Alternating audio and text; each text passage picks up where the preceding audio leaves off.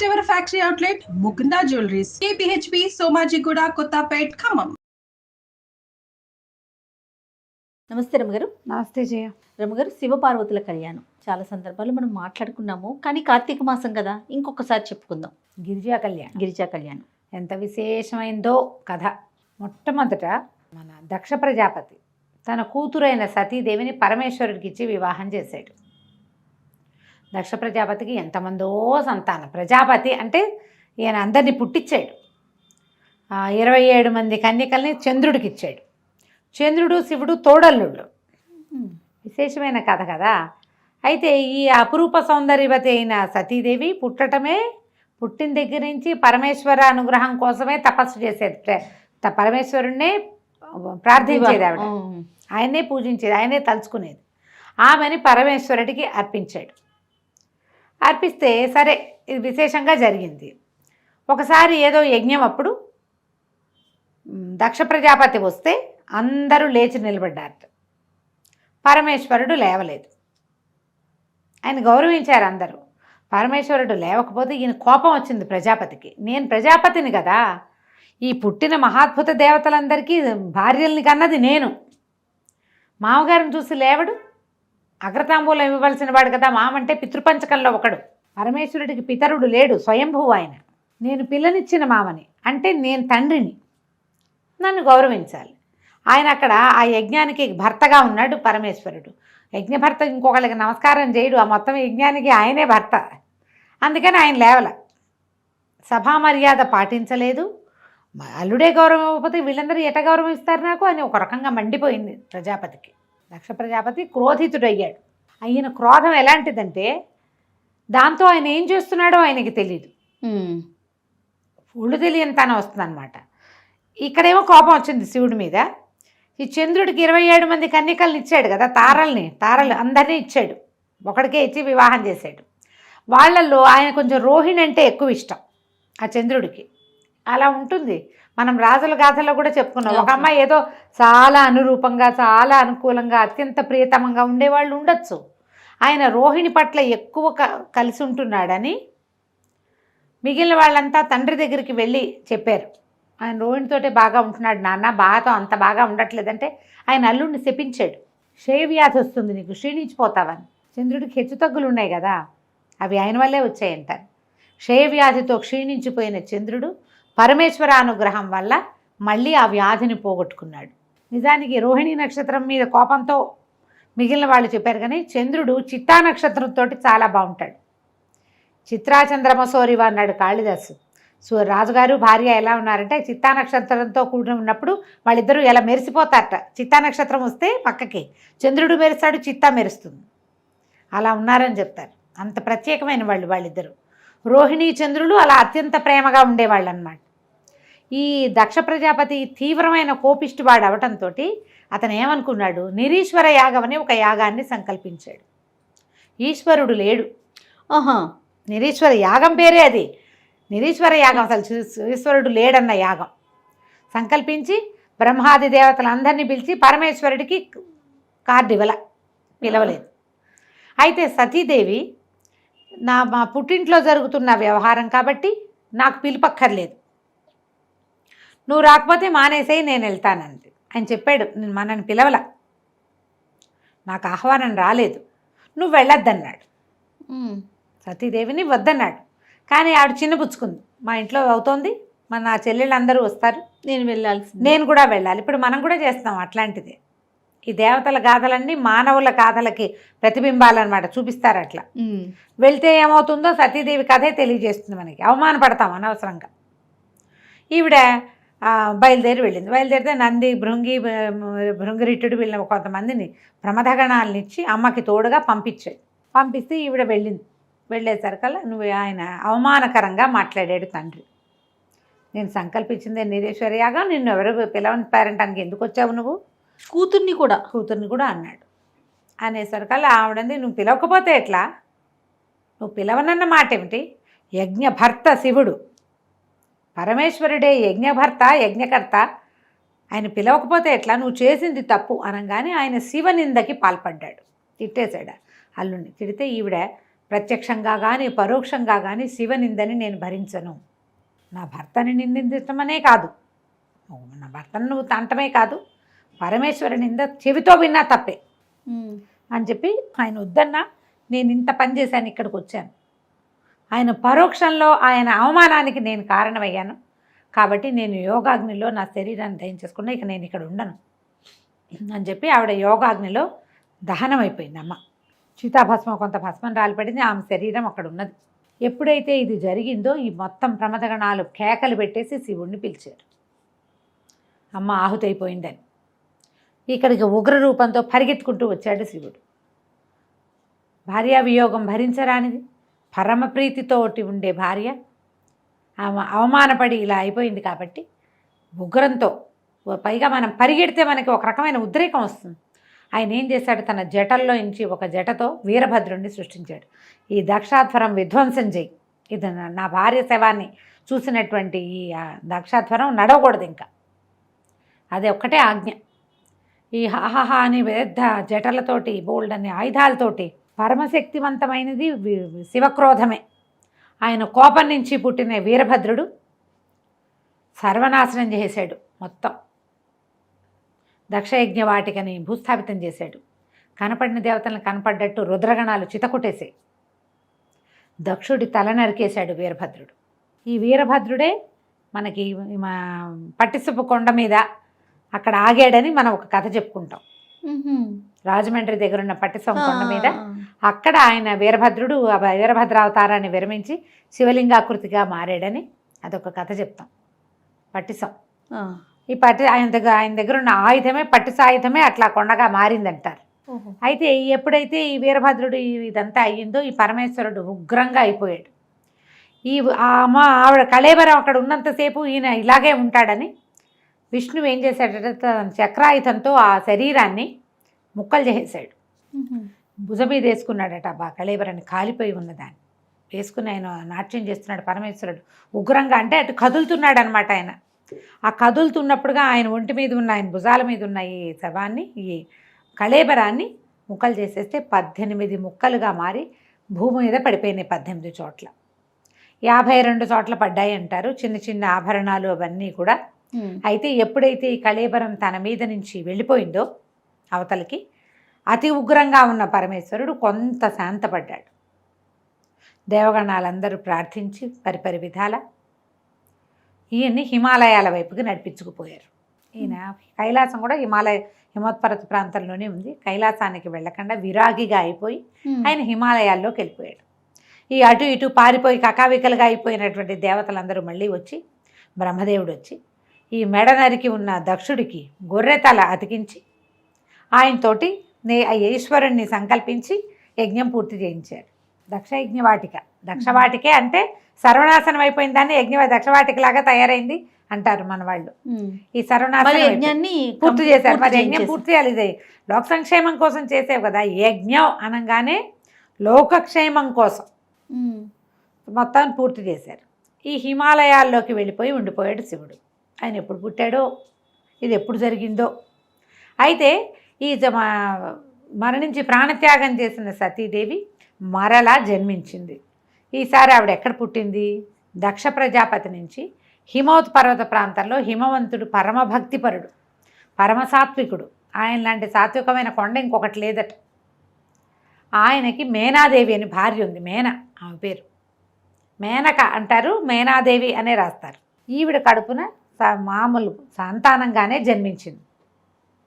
పర్వతరాజపుత్రిక కాబట్టి పార్వతి, శైలపుత్రి కాబట్టి శైలజ, ఇలాంటి పేర్లతోటి పార్వతీ నామధేయంతో ఈయనకి కుమార్తెగా జన్మించింది. వీళ్ళకి తర్వాత మైనాకుడు అనే కుమారుడు కూడా కలిగాడు. ఆయన ఇంకో కొండ. ఈ మైనాకుడు మనకి శ్రీమద్ రామాయణంలో కనపడతాడు, సుందరకాండలో. మళ్ళీ చెప్పుకుందాం. ఓకే. ఈ జన్మించిన పుత్రికకి పిల్ల కొంచెం పెద్దదైంది. కొంచెం 9 ఏళ్ళు వచ్చాక ఆయన ఏం చేశాడు, పిల్ల చాలా బుద్ధిమంతురాలు, సాత్వికురాలు, కొంచెం పూజా విధానం అది ఆసక్తి కలిగింది. అయితే ఈయన పరమేశ్వరుడు తన పర్వత సానువుల్లో ఒక చోట తపస్సు చేసుకున్నాడు. పిల్లకి అంత వ్యక్తత వచ్చింది, ఊహ పద్ధతి అన్నీ తెలిసాక పరమేశ్వరుడి సేవకి నియోగించాడు హిమవంతుడు. ఈ పార్వతిని. మరి భగవంతుడు ఇక్కడ ఉన్నాడు, ఆయన సేవించాలి కదా. పిల్ల రోజు వెళ్ళేది. పరంజ్యోతిగా కనపడుతున్న ఆయన స్వరూపం పట్ల ప్రేమ పెంచుకుంది ఈ చిన్నపిల్ల. ఆయన చూస్తూ ఉంటే మనకు ఆసక్తి కలుగుతుంది కదా. అయితే ఇంతలో ఏమైంది, అప్పట్లో తారకాసురుడు అని ఒక రాక్షసుడు. ఆ తారకాసురుడికి పరమేశ్వర భక్తి విపరీతంగా ఉంది. వాడు ఏం చేశాడు, పరమేశ్వరుడి కోసం తపస్సు చేసి ఈశ్వరుణ్ణి స్వాధీనం చేసుకుని నువ్వు నాతో ఉండు అని అడిగితే ఆయన తన ఆత్మలింగాన్ని ఇతనికి ఇచ్చారు, తారకుడికి. ఇస్తే ఆ తారకుడు ఆ లింగాన్ని తన మెడలో ధరించాడు. ఎప్పుడైతే ఈ అమృతలింగం అతని దగ్గర చేరిందో ఇక వాడి శక్తికి పట్టపగ్గాలే పోయింది. శివుడు ఆయన తపస్సులో ఆయన ఉన్నాడు, ఆయనకు వీడితో సంబంధం లేదు. తారకాసురుడికి ఏం చేస్తే అనిపించింది, పరమేశ్వరుడు ముక్తిప్రదాత, మనకు ఆరాధ్య దైవం. కానీ మహావిష్ణువు అలా లేడు. అతను రాక్షసాంతకుడైన హరి, ఆ రాక్షసాంతకుడు. కాబట్టి తమ జాతిని అంతం చేస్తున్న విష్ణువుని పట్టి పల్లార్చాలని పుట్టింది తారకాసురుడికి.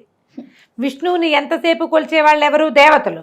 ముందు దేవతల సంగతి చూద్దామని దేవతల పీఠమనడానికి ఆయన బయలుదేరాడు ఈ తారకాసురుడు. అయితే ఈ తారకాసురుడికి ఎవరి వల్ల ఇది ఉంది, మరణం ఉంది అంటే వాడు ఎవ్వరి వల్ల మరణం లేకుండా ఒక వరాన్ని పొందాడు బ్రహ్మ దగ్గర. కానీ మరణం తథ్యం కాబట్టి ఒక వేరే వరాంతరాన్ని ఇంకోటి దాన్ని కోరుకోమంటే సరే శివ సంతానంతో నాకు మరణం, పరమేశ్వరుడి సంతానంతో నాకు మరణం తప్పిస్తే ఇంకెవ్వరి వల్ల మరణం లేకుండా వరం పొందాడు వాడు. పరమేశ్వరుడు ఎప్పుడు విరాగిగా ఉన్నాడు, ఆయనకి సంతానం లేదు. ముందు సతీదేవి ఉండగాను లేదు, ఆవిడ వెళ్ళిపోయి ఎంతకాలం అయిందో ఇప్పుడు కూడా లేదు. ఆయన విరాగి అయిపోయాడు. ఆయన మళ్ళీ సంసారంలోకి దిగి సంతానాన్ని కంటాడన్న ఆశ అయితే లేదు. ఇక ఎవరి వల్ల చావులేని ఈ తారకాసురుడు విజృంభించాడు. ఇప్పుడు తారకాసుర సంహారం ఎలా జరుగుతుంది అనేది వీళ్ళంతా ఆలోచించి విష్ణువుని ముందు పిలిచి, అట్ట బాబు ఈయన సంగతి చూడనాయన అని. విష్ణువు యుద్ధానికి వచ్చి కూడా వీడిని నేను చంపలేను, ప్రచండమైన రుద్ర తేజస్సుతోటి ఉన్నాడు వీడు. ఇప్పుడు వీడి మీద బాణం వేస్తే శివుడి మీద వేసినట్టే. శివుడు వీడితో ఉన్నంతకాలం నేనేం చేయలేను, శివుడిని దూరం చెయ్యాలి ఒకటి. రెండోది వీడి వరం, బ్రహ్మదేవుడిచ్చిన వరం ఏంటి, శివ సంతానమే ఇతన్ని చంపగలదు, శివతేజం మాత్రమే చంపుతుంది. శివతేజము అంటే ఆయన వల్ల పుట్టిన సంతానం. దానికోసం ఏదైనా ప్రయత్నం చేసుకుంటారా బాబు, వాడి దారిని వాడిని వదిలేయండి అని ఈయన దారిని నేను వైకుంఠానికి వెళ్ళిపోయాడు. ఇక దేవతలు చేతులు పిసుకుంటూ ఆలోచించుకున్నారు ఏం చేయాలి, ఎట్లా పరమేశ్వరుని ఇందులోకి దింపాలి. ఈ సందట్లో వాళ్ళకి ఏం తెలిసింది, పర్వతరాజపుత్రిక అయిన పార్వతి నిత్యము సేవిస్తుంది. ఈ పార్వతి ఎవరు అనగానే ఆమెను చూసేసరికి ఆమెలో ఉమా చైతన్యం కనపడుతోంది, భగవత్ చైతన్యం. పాపగా లేదని, చిన్నపిల్ల కాదు, ఏదో ఉన్నది ఈమెలో.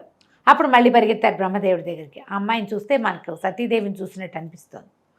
అప్పుడు ఆయన చెప్పాడనమాట, సతీదేవి ఇక్కడ జన్మించింది, ఇంకా సమయం రాలేదు, సమయం వచ్చే వరకు వేచుంటారా, సమయాన్ని తెప్పిస్తారో ఆలోచించుకోండి. దేవతలు బాగా ఆలోచించి మన్మథుని పిలిచి, ఓ నాయన నువ్వు వచ్చి ఈ పరమేశ్వరుడి తపస్సు భగ్నం చేయి. ఆయన నిరంతరము తపస్సులోనే ఉంటున్నాడు. కళ్ళు తెరిచి చూస్తే ఈ ఉమా చైతన్యం కనపడుతున్న, ఈ శక్తి చైతన్యం కనపడుతున్న ఈ అమ్మాయిని కనుక ఆయన చూస్తే ఆయన ఆకర్షితుడవుతాడు. చూడటల్లా అసలు ఆయన కళ్ళు మూసుకునే ఉంటాడు. పిల్ల వస్తుంది, పువ్వులు దండేస్తుంది, పువ్వులు పెడుతుంది, పళ్ళు పెడుతుంది. ఆ పిల్ల అక్కడే పరిచర్య చేస్తూ అవి ఇవి సవరిస్తూ తుడుస్తూ ఉంటుంది. ఆయన కళ్ళు తెరిచి చూడ్డు.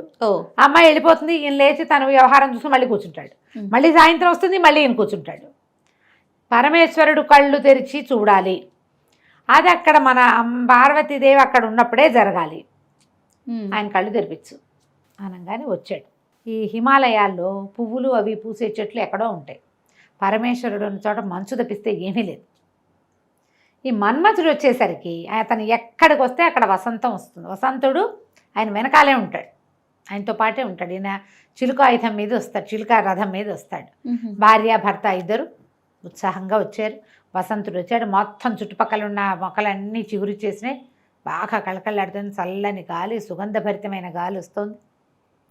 ఈ అమ్మాయి పార్వతీదేవి పరిచర్య చేస్తుండగా మన్మథుడు ఒక చెట్టు చాటున దాగి, పెద్ద దాగల కొంచెం అటు ఇటుగా నుంచుని పరమేశ్వరుడికి బాణం వేసుకుంటాడు. ఈ బాణాలు ఏం వేస్తాడు మన్మథుడికి, పంచబాణుడు అంటారు. 5 బాణాలు ఉన్నాయి.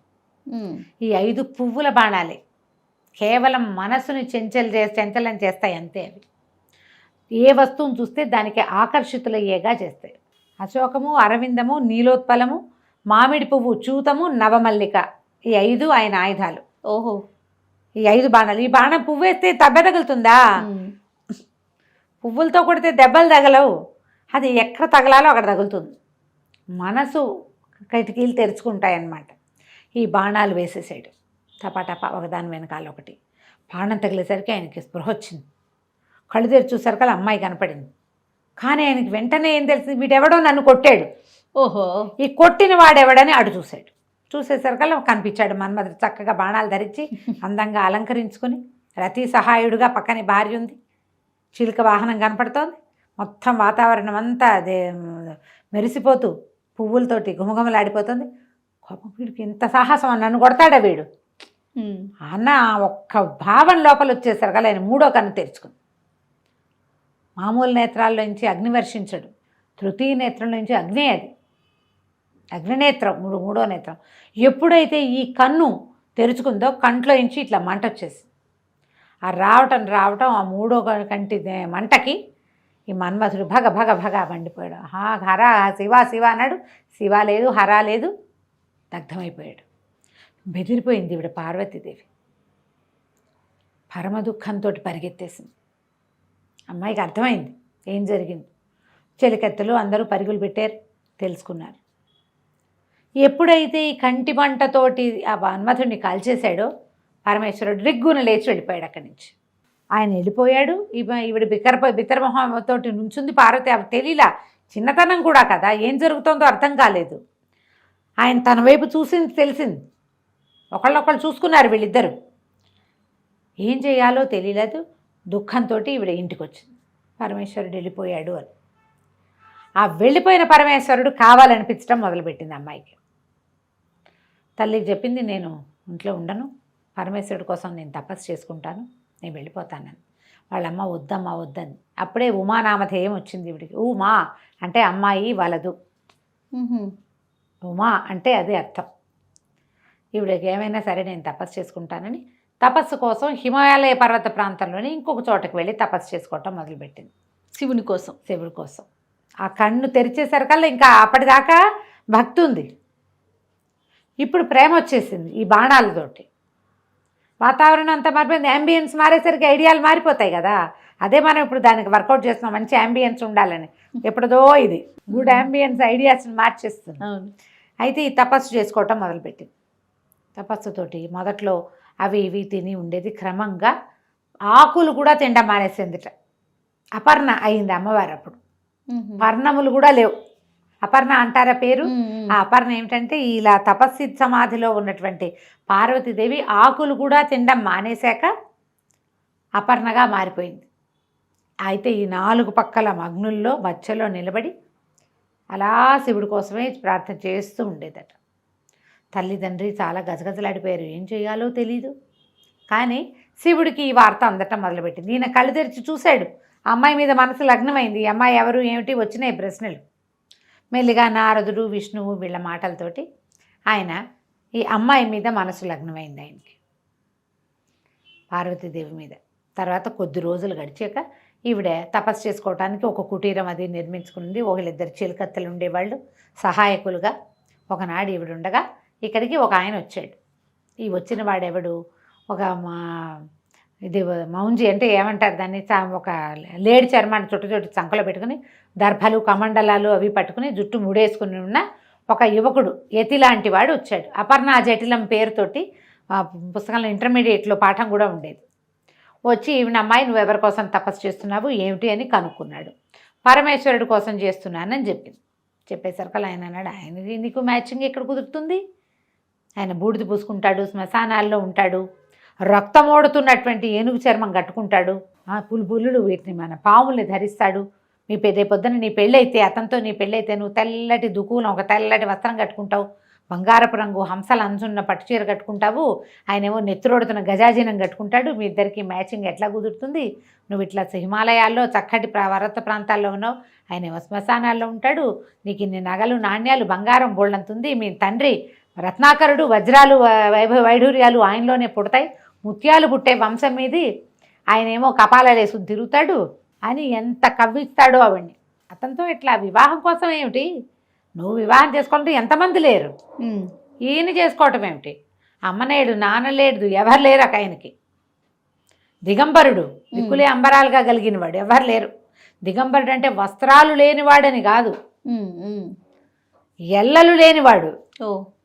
పైగా ఏమో ఆయన వెనకాల తిరిగే వాళ్ళంతా విచిత్ర వేషధారులు, ఒక నంది, ఓ భృంగి, ఓ శృంగి, వీళ్ళంతా ఏమిటో రకరకాల వాళ్ళు, వీళ్ళంతా పెళ్ళికి తరలిస్తే మీ వాళ్ళు హడిలిపోతారు అని బాగా ఎక్కిరిస్తే ఈవిడే నువ్వేం మాట్లాడినా సరే శివుడే కావాలి, శివ నింద చేయటం ఎంత తప్పు, వినడం అంత తప్పు, వెళ్ళిపో నువ్వని చిలకత్తని పిలుస్తుంది ఈయన్ని, పంపించేసేయను. ఆయన పంపించేయమంటే ఆయన లేచి నిలబడి పరమేశ్వరుడిగా ఈ అమ్మాయికి కనపడతాడు. శివ కళ్యాణం ఎంత రొమాంటిక్గా జరిగిందో చూడు. అదే కదా. కనిపించి ఆమెని ప్రాణి గ్రహణం చేస్తాడు. తర్వాత వివాహం చేసుకున్నారు వీళ్ళు.